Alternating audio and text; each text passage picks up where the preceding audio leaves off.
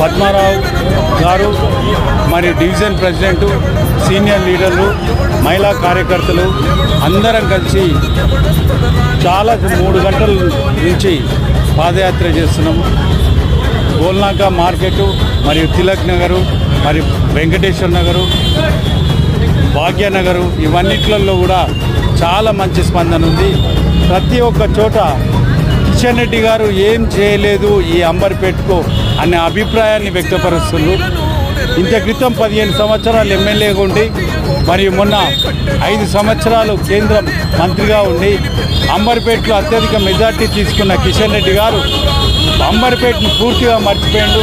ఒక్క ఉద్యోగం ఇప్పలేదు, ఒక కార్యకర్తకు పనిచేయలేదు, ఏ ఒక్కరి కూడా పనిచేయకుండా అంబర్పేటను నిర్లక్ష్యం చేసినందుకు తప్పనిసరిగా అంబర్పేట కాన్స్టిట్యున్సీ ప్రజలు ఆయన గుణపాఠం నేర్పుతారని ఈ సందర్భంగా తెలియజేస్తారు.